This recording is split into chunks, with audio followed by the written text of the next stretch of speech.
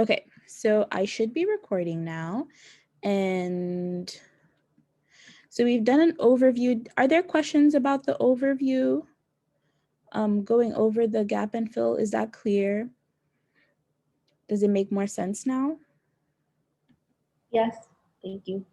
Okay. Anyone else have questions about gap and fill statements? It's not the most exciting part of the research, but it is something that's really important in helping to distinguish uh, a good paper from an excellent paper. So there are two different types of research papers. And one way to distinguish them is what we call a research paper versus a search and report paper.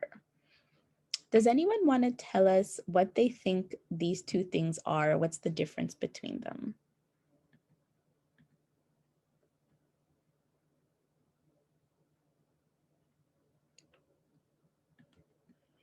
Any attempts, guesses? Me?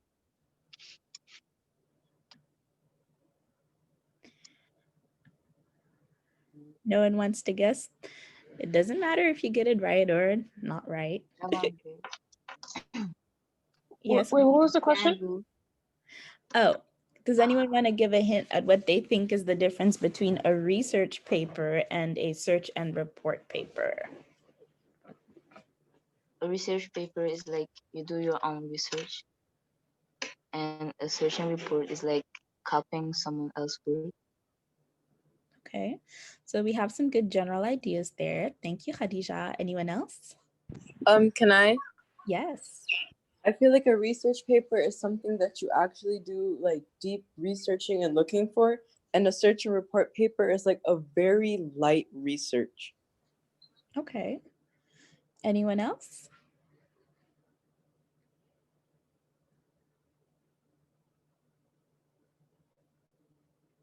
Good. So those are some two really good, that's a great place to start. A research paper versus a search and report paper.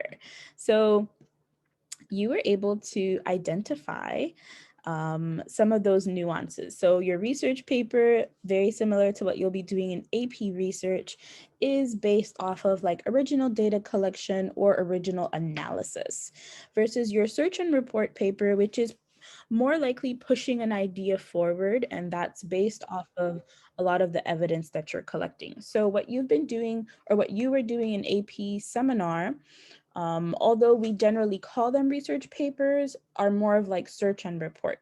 So you're doing research in the sense that you're searching for information and you're reporting on that information versus a research paper in the way that we talk about research or research papers in AP research is where you have this element of data collection and analysis. So we'll be talking a little bit more about this. So just to give a little bit more introduction. In research, there are different methods that are used to gather information, which fall into two different categories: primary data and secondary data. Does anyone want to read the second bullet point? Can I go? Yes. As the name suggests, primary data is one which is collected for the first time by the researcher, while secondary data is a data already collected or produced by others. Thank you. So the most important difference between them is that primary data is factual and original, whereas secondary data is just the analysis and interpretation of primary data. So while primary data is collected with an aim for getting a solution to the problem at hand, secondary data is collected for other purposes. So when you are writing a research paper, if you are doing your own original data collection and you have that information and you make it available for others, when you're using that data, it's your primary data and you're able to do research off of that versus secondary data that was collected for another purpose. So let's say someone else is writing a paper very similar to what you wrote your paper on. If they use that data because they didn't collect it, that's secondary data for them. So primary is how close you are to the data and secondary is how farther away you are to that data. if that makes sense. And I'll be able to explain a little bit more. So a difference between a research and a search and report paper here. A research paper consists of an analysis based on primary data collection and sources in order to develop new findings. Whereas a search and report paper consists of an analysis based on secondary sources used in order to develop a new understanding. Does that make sense? Yes. Okay, so do you all know the difference between data and sources, or are you a little bit confused? Confused. Confused? I figured you would be a little bit confused. Okay, so let's make sure we clarify this. Data is the information that you are collecting. So when we talk about primary data, we talk about the data that is firsthand gathered by the researcher himself or herself. Versus secondary data is data that is collected by someone else.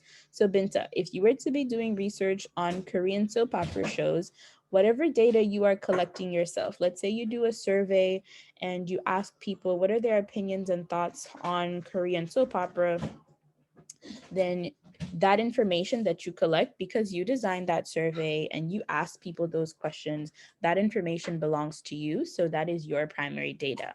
And if Amina wanted to do research on Korean soap operas and she asked to use your data, or she was able to find it online through whatever databases, it wouldn't be her primary data, it would be her secondary data because it was collected by someone else. Does that help to clarify those differences between primary data and secondary data? Hopefully. Yes. Okay, so there are a couple of different things that you can go into play as the table here shows. One of some of those differences are that primary data is real-time data, so you're collecting it as you're going, versus secondary data is collected in the past. So whenever you are able to have access to secondary data, it means it has already been collected, versus primary data, where as a researcher, you're collecting that data as you're moving forward with your research. Primary data makes you really involved in the process. It means it can be timely, it can be expensive, versus secondary data, which is quick and easy because you can literally access it at the click of a button.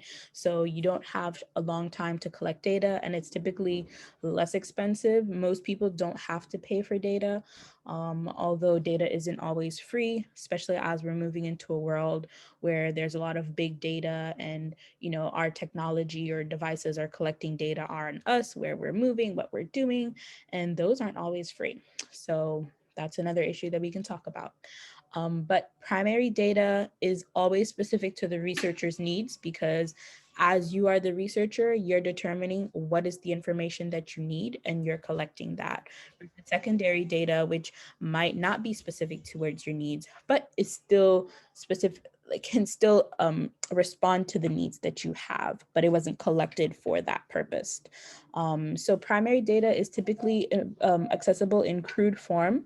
And what that means is that it's raw data. So it's the data as you are collecting it, versus in secondary data, which is refined form. That means it's been cleaned up a little. Maybe it's been massaged, is what we call it in research.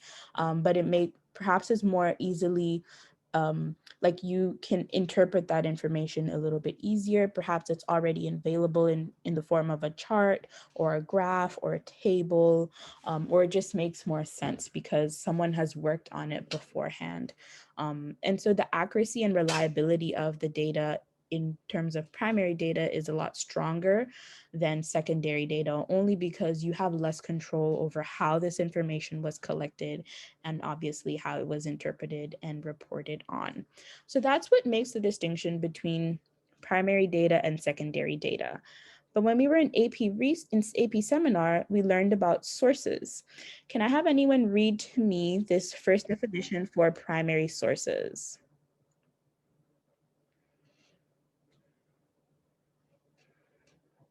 Can I? Yes, please.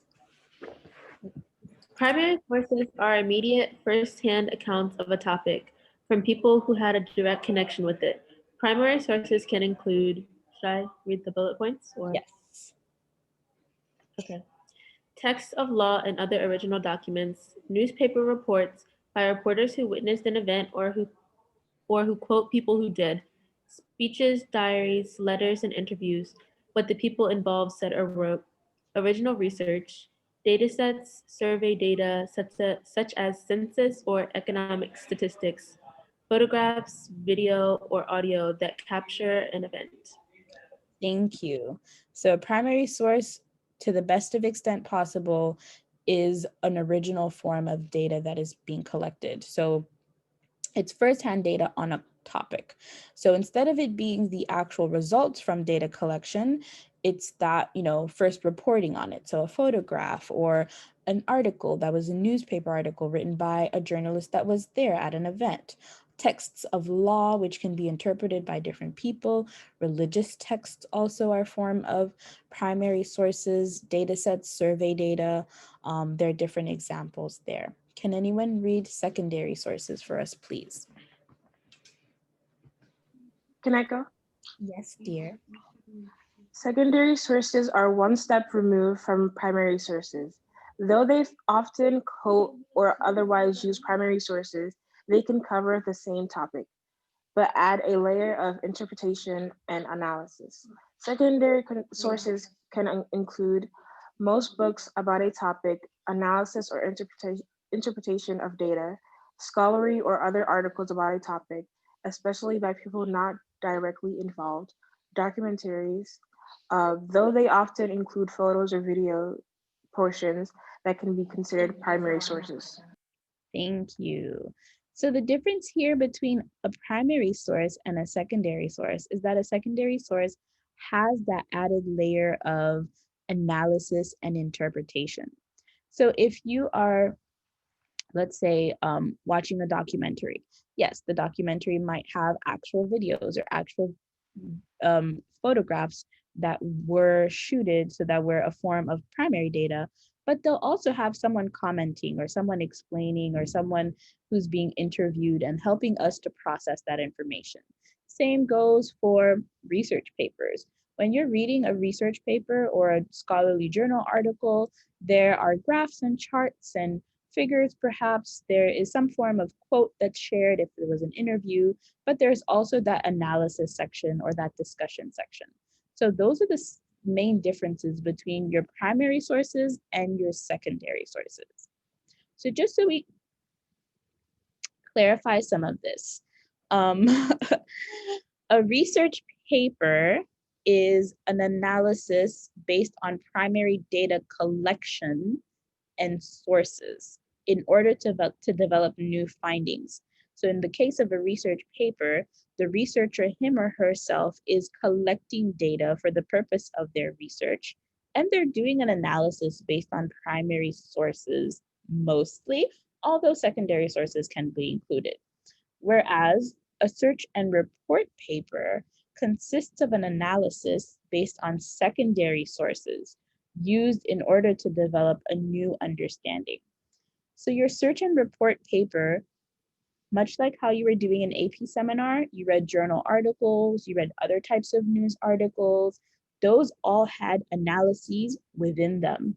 And then you wrote a paper with that as your evidence or the sources that you use to make your argument stronger. So those are the two main differences. A research paper based off of primary data collection and sources versus a search and report paper, which is based on secondary sources. Primary data is firsthand collected by the researcher. Secondary data is data that is in its original form, but collected by someone else. A primary source is that original form of data that is collected versus a secondary source, which is that data that was collected with an added analysis and interpretation. Does that make sense? Yes. Yeah. Okay. Can I get a volunteer to explain it to everyone based on how they understood? And someone that we haven't already heard from today. So let's see, who hasn't had a chance to speak. I haven't heard from Marie Mitzi. I know you're just joining, or Hermes, Aram, or Jabu, or Sally. I haven't heard much from you today. Not to say that you haven't participated, but I haven't heard much. Would any of you like to hint at explaining it how they understood it? And it's okay if if you don't get it fully right, we'll work on it.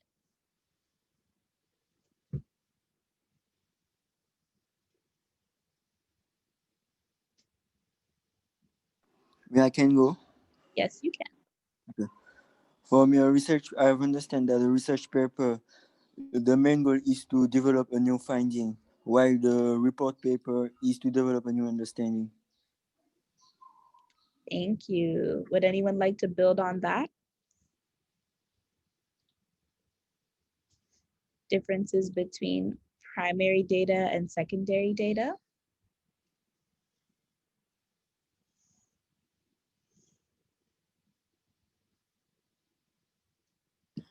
I really have anything to add to it, but I have a question. Oh, okay, let's take your question.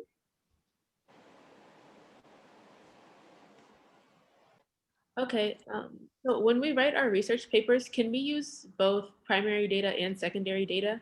Mhm. Okay. Someone else was going to explain the difference between primary data and secondary data? Me. Yes. I was talking. Yeah. I said that primary data is basically like the original sources, and secondary is data, but that comes from data. That's a good way of putting it. Data that comes from data. Okay. So your primary source of data, your primary data is your original data, and your secondary data is recycled data. Yes. So data that was collected by someone else and that you're able to use. I like Khadijah's example, recycled data. Thank you. Anyone want to explain the difference between primary source and secondary source?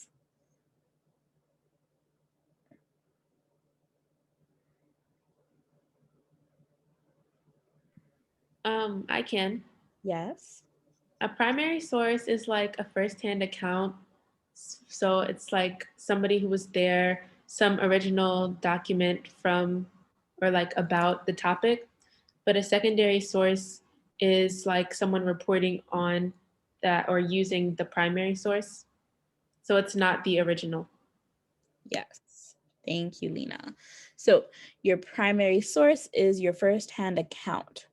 So there is an element of interpretation there, or an element of capturing that information, but it's from the person who witnessed it. So if I was to go out in the streets today and I took a picture, my picture, like that picture, is a primary source because it literally visually captures what I saw. Or if I was in an event and I wrote an article about that event, I was there, so the information is mine, and therefore that is a primary source if I'm writing about it. Versus secondary sources of information, which have an added element of interpretation and analysis to it. So maybe I'm reporting on something that I didn't capture that video, or I didn't capture that image, or I didn't necessarily write that article, but I'm interpreting the information based off of that image, video, or article. So again, texts of laws and religious documents, those are considered original, so primary sources, versus a documentary on Islam, or a documentary on Christianity, or an article that was written on that is not considered a primary source. Those are all secondary sources because they have someone else's analysis in there. So hopefully it makes a little bit more sense. And as we move forward, you will start to understand those nuances. Are there questions that we want to address before?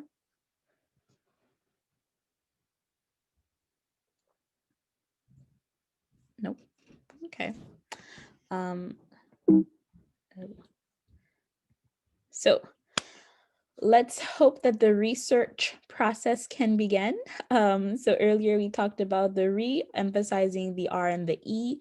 Those are key to the research process. And now you have to do your search process. So any good research paper is written off of a number of primary and secondary sources.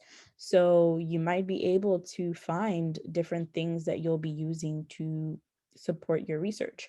And so from today on, the research process or the search process for your research papers begins. I would like to go around and perhaps have new ideas. I know some of your research topics have evolved. So if you would like to share, let's hopefully everyone can go around. We'll probably be finishing sooner because this is what I had planned for today. So I'd love for us to go around and to share what are your evolving or new ideas for your research. And hopefully you can use this information that you know now, the differences between your primary and secondary sources, and find a variety of them. I don't want to restrict you, so you can find as many secondary sources or primary sources to help you with moving forward with your research. You will be needing both of those for your first section, which is your introduction, that will have a literature review. So we'll be working through your papers chunk by chunk, moving from the introduction to the methods, to the analysis, all the way to the conclusion. So yeah, let's see, I can stop sharing now. Okay, who would like to start us off and let us know what is their research project, if it has changed or if it hasn't changed, and perhaps tell us what's one thing you need to know. What's one thing that you learned about your topic so far, if you have. And if you haven't learned so much, then today is the day that you will start to do research on that or search on that.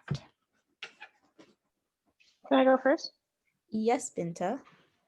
For since mine was about Korean dramas, since we already know that it's popular in like Korea, of course, like I wanted to see like how popular it is like in the Black community, you know, like because like I know a lot of people that watch it, so I wanted to see like how like it's evolved from like just from Korea to here to like in America, stuff like that. Okay. So you want to know how are Korean soap operas being accepted or perceived by Black people, whether it is Yeah. in the United States or whether it's across the world. So where they could be anywhere, so long as they identify as Black and they know something or enough about Korean soap operas. Yeah. Okay, that's really interesting. Thank you, Vinta. Who'd like to go next? Can I go? Yes. So I didn't choose my subject yet, but I've thought about talking about illegal immigration because lately people are talking about that. I don't feel like, people know about this. Even some Senegalese don't understand why people are migrating. So, Mm. yeah. Yeah, this is a really interesting topic. There was a lot that was being said about illegal immigration a couple of years back. I remember when I was in high school, it was a very big deal and it kind of died off a little bit. And now there's been a resurge, especially with the unfortunate passing of so many people in recent times. It's shining new light on an issue that has always been persistently important. I've read a couple of articles even in the past, like let's say about 3 years ago, talking about how some villages in Senegal have no young men in them. There are no young men left because they're all leaving to go to, Europe, and they're going through means that aren't safe or secure, whether they're trying to cross through the desert or whether they're trying to go through the Atlantic Ocean.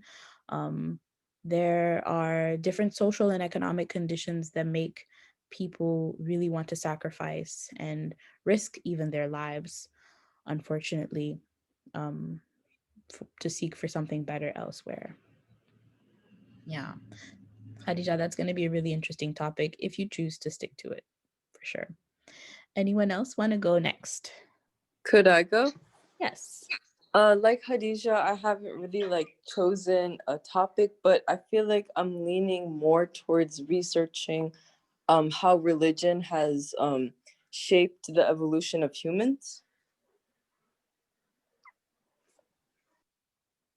Could you be a little more like what do you have? What is your idea with that question? Like I kind of want to dive something that has to do with religion and Islam and like the effect that it has on people's mindset and just how we've evolved with our morals and philosophy, stuff like that.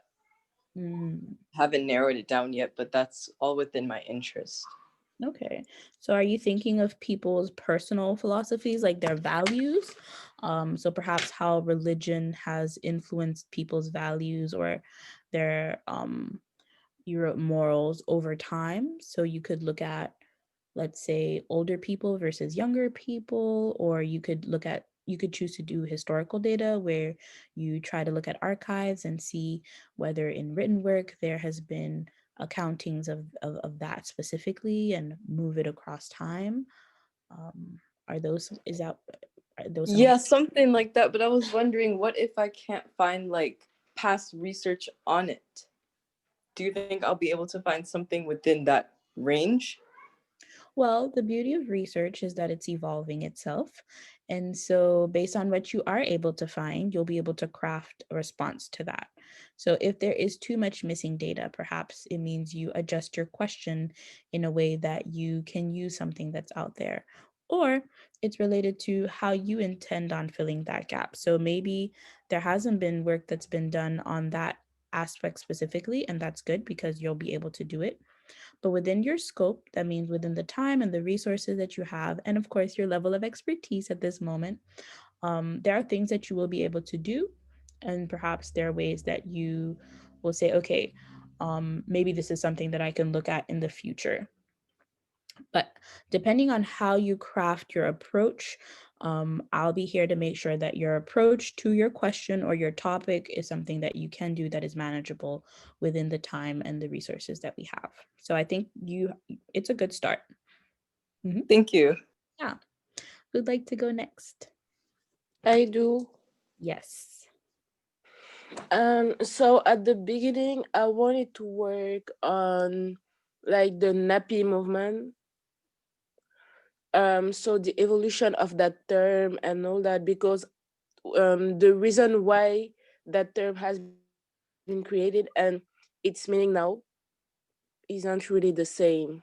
Mm. But after I wanted, like, I just stopped with that and wanted to focus on my second choice, which is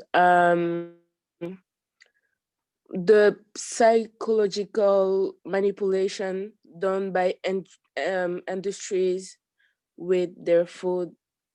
Because I made some researches and I find out that our perception of taste kind of change with like some manipulation food made with some colors they gave to some food. We might think that it has a certain taste while all the foods got the same taste. It's like those ice, genre les glaces à l'eau. Mm-hmm. Sometimes we got different colors like red, orange, and blue, and we tend to think that there are different tastes, but in fact, they usually have the same taste with different color. Ah. But the color may made us think that the tastes are different. Okay. And I think that with that subject, I could even make like some experiments and see, yeah, if the result would affirm the hypothesis. Yeah, that's really cool. We haven't had anyone carry out experimental research before in AP research, so that would be really cool. And I myself have been learning a lot more about quantitative research and analysis, so I will be able to bring in even more support when it comes to doing experimental research in the social sciences. Sure. But when you're working with people and you want to test out like ideas and factors like taste or color, how they appreciate it, there are ways you can go about it, like having people being blinded so they don't know what they are, like they can't associate a particular flavor to a color. And you can have it be in different rounds where the first round, maybe they see the color and they tell you what they think it'll taste like. And then they taste it and they tell you what they actually tasted versus when they're blinded versus maybe, I don't know if that's maybe not ethical to block their nose so they can't smell, but maybe, I don't know, maybe you can do that. We'll see. But that's really exciting. Whether you choose your first topic, which I also think is really interesting, obviously, or your second idea. And you still have some time to decide. So part of the search process is, you know, helping you find as much information as you can on either or both. And then from there, you'll be able to decide which one do you prefer to focus on. But both are, you know, pretty manageable within the scope of what we are trying to do. Yes. Okay, thank you. So I see that Marie Biti has written in the comments that she's still interested in writing on the misconceptions of feminism. Do you want to give us a little more detail about that? I am interested in feminism because, like, I feel like how feminism is viewed is not how feminism is actually is, and I really wanna like want to explain like what is feminism. Okay. Very interesting. I think my first year with AP Research, one of my students, Aisha Ibrahim Agise, she wrote a paper on feminism as well. And I'll be happy to share that with you. I'll just ask her for her consent. And you might be able to learn a couple of different things from that paper that she read about. I don't know. Do you know Aisha Gise? Or maybe you've heard of her? No, I don't know her. But she was really dynamic, very engaged in the class. She loved her research topic and she got a lot from it. So I'll be happy to share her paper with everyone, but it might be of special interest to you and anyone else who's interested in feminism in Senegal as well. Yeah. So I see that Jabu wants to write on if it's possible to act a race like talking a certain way and being seen and talking like a Black woman. Jabu, would you like to explain a little bit more? Yes. So like, cause I heard everyone's topic and all, and I don't know why it came up to me. Like sometimes the way, let's say, gay people talk, certain people associate it as talking like a Black woman, like the way they talk, the way they have like clap their hands, like move their fingers when they are talking. Because sometimes when you see that, it's mostly Black women doing that. Mm.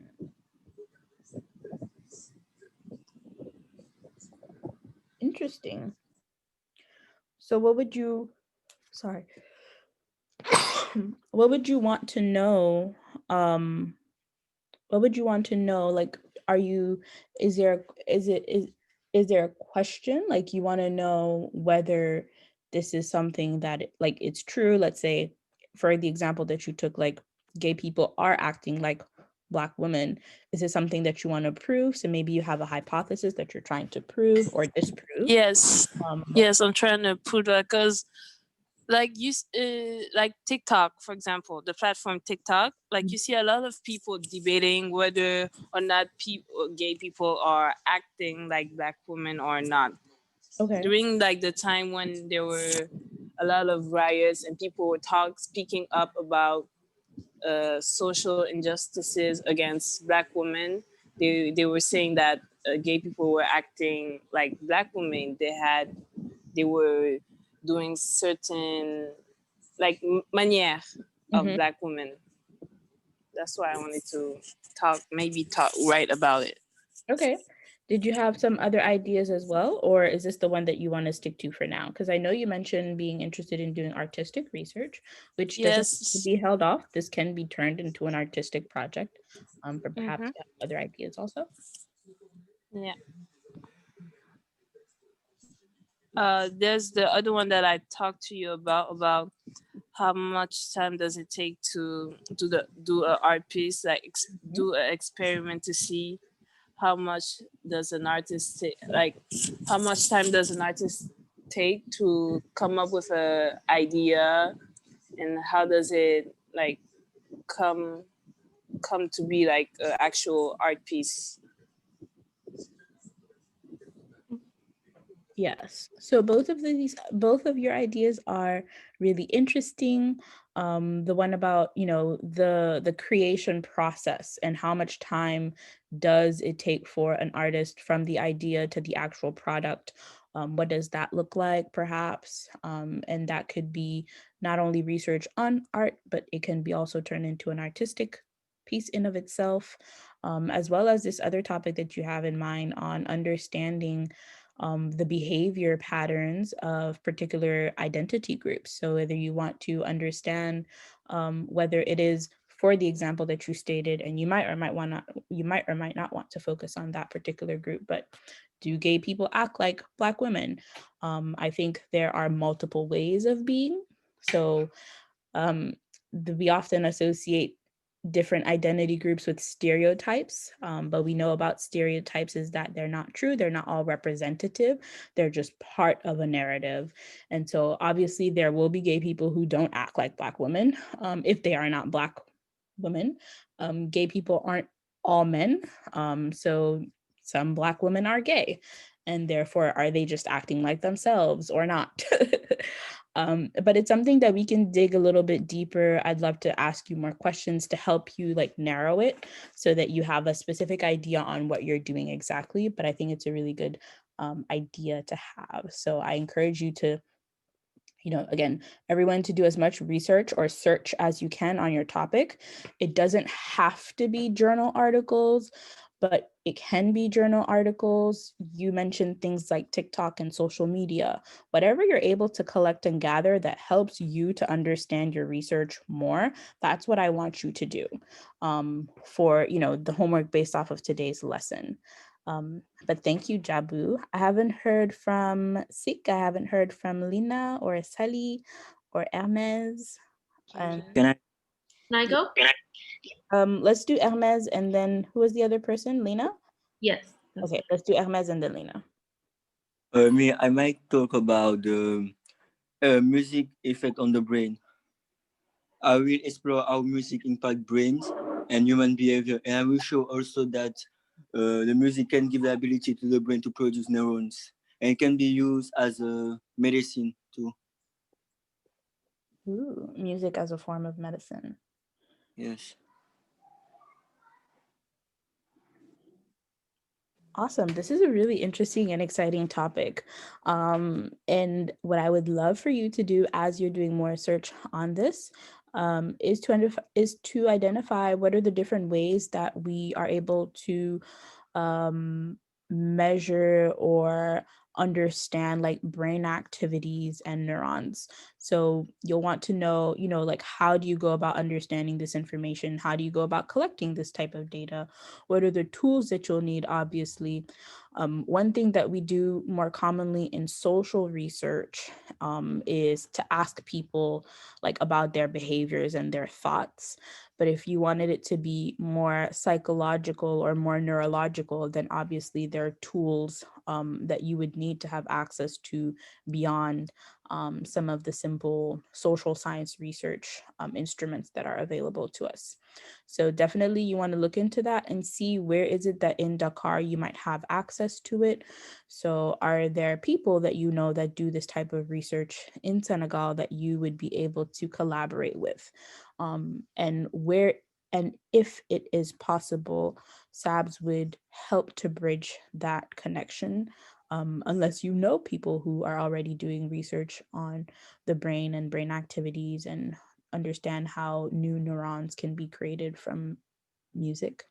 So yeah, whether it is specifically tied to music or not, but we can adjust your question if we need to, but I do want to encourage you to do as much research on, what you're currently interested in to find out in the end, what is it that we will be able to do and perhaps what we might modify. And for everyone, we'll be going through a process of making sure that your research is researchable within the given time and resources that we have so that you're not biting off more than you can chew, obviously. This is your first research project, so it's exciting. But you can always build on it. So if there was an element that you weren't able to look at today, or let's say this year, maybe what you will carry on in your future studies is, addressing those questions. Some of you have topics that are dear to your heart academically, and others it's really out of curiosity, but research can be ongoing. You don't have to stop it at any point in time. It's just that there are parameters for things you can do. But thank you, Hermes. Lena, would you like to go next? Sure.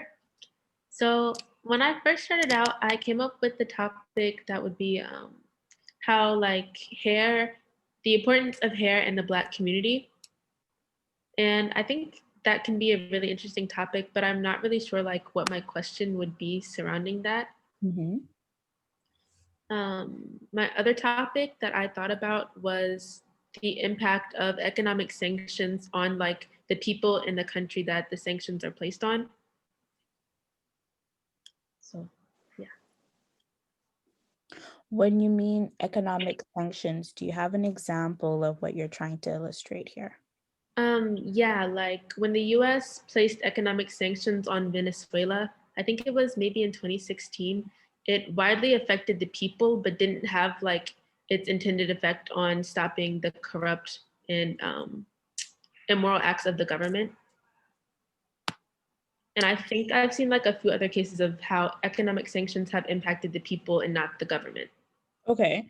And so with that idea, are there countries that you have in mind where you'd like to conduct the study? So you mentioned Venezuela as an example, but where would you want to do your research? I'm not really sure.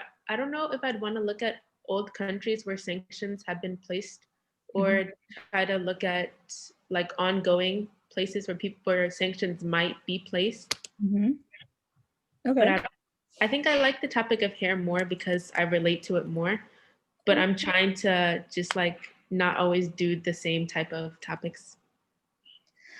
Yeah, so both topics are really interesting. If you're going to do your second topic idea, which is looking at the impacts of economic sanctions on people, you want to consider a couple of different things. One, like literal geographic location.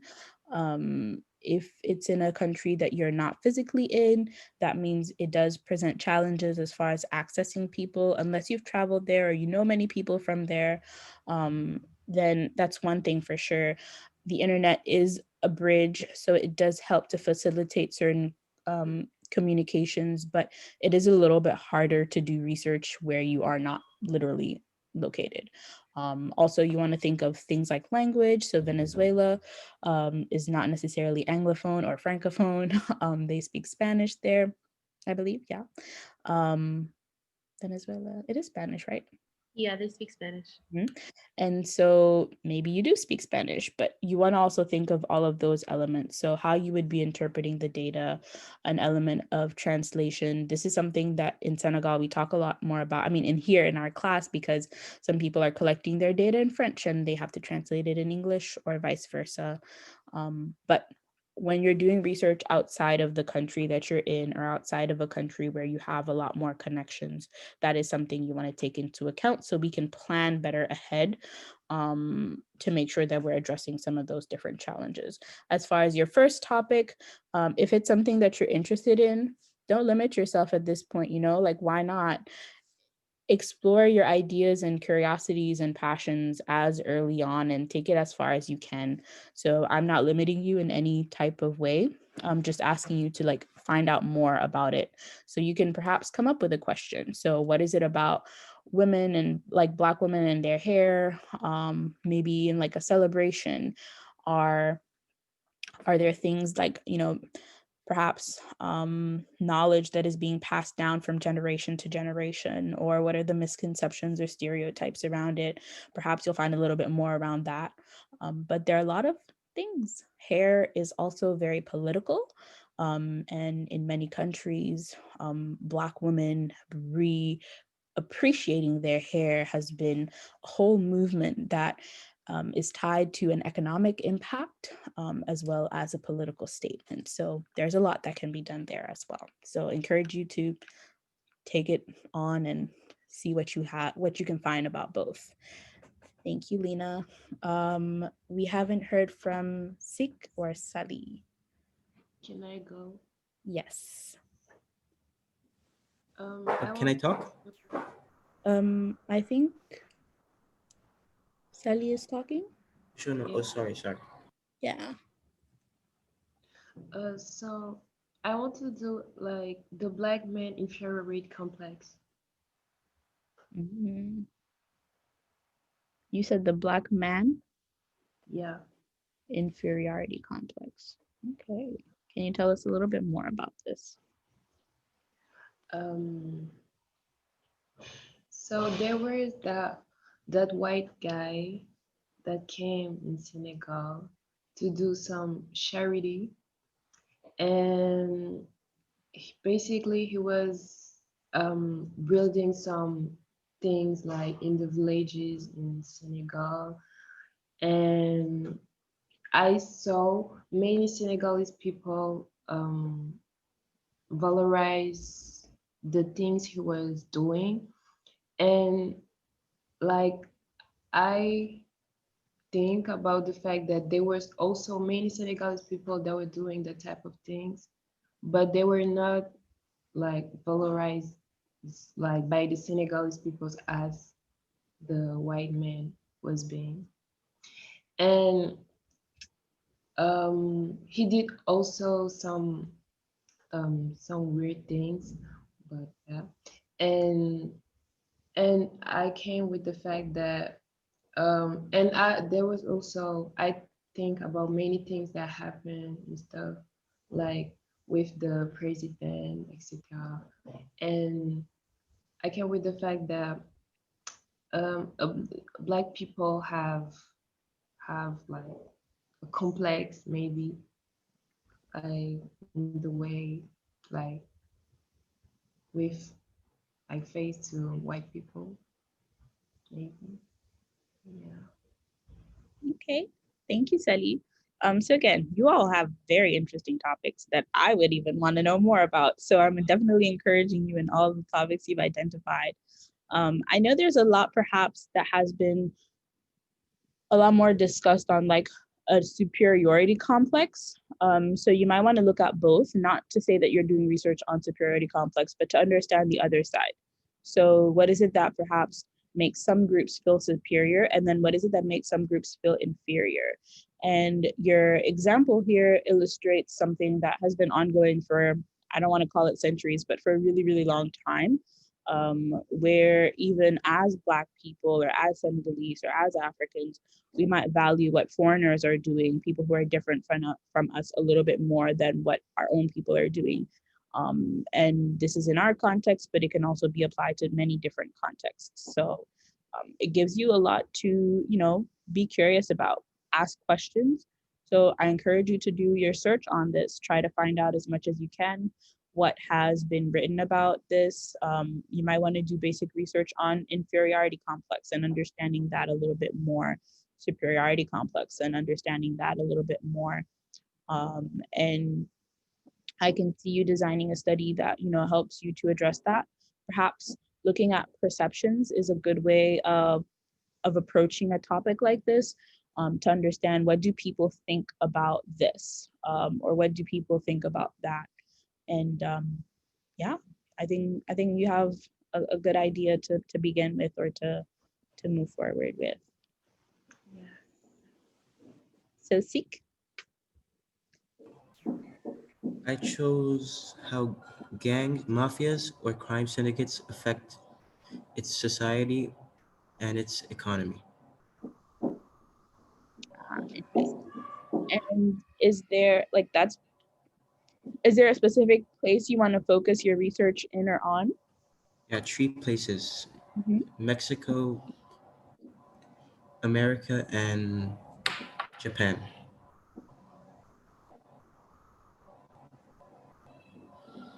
All right. And what are some of your ideas with that topic? What do you think you'll be doing, or what do you think you want to do with that topic?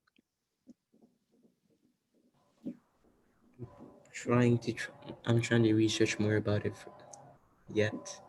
Yeah. Yeah. Okay. So I think this is a really good starting point. I like that you are even geographically located. You have your countries identified.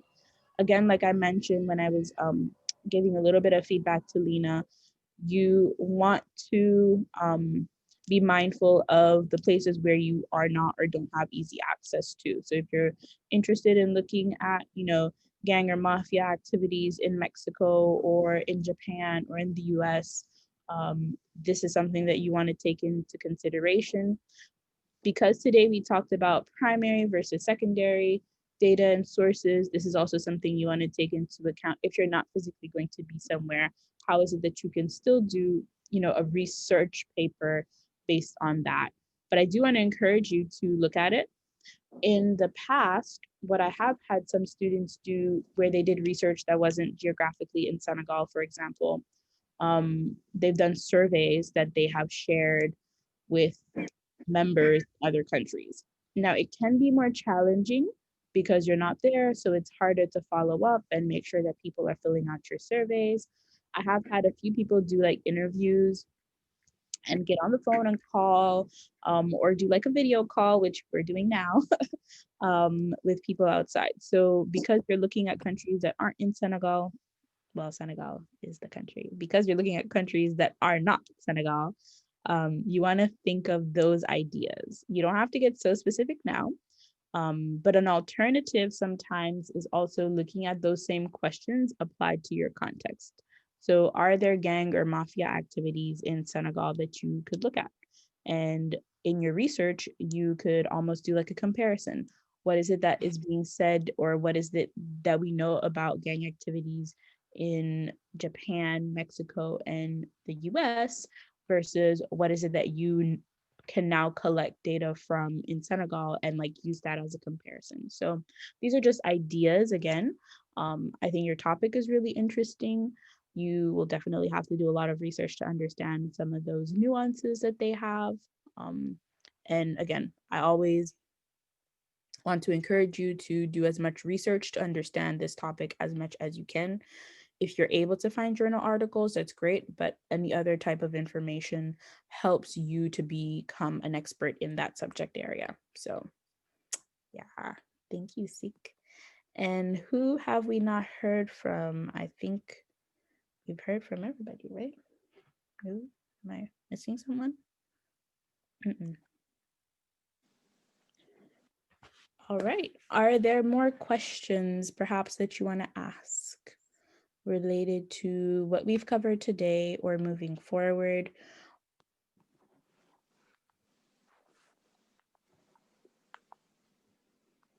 Okay. Well, if there aren't questions, again, you can always email me. I have been recording this, so I will be uploading it. And I think I uploaded the other one on YouTube, so I'll be sharing that link with the class.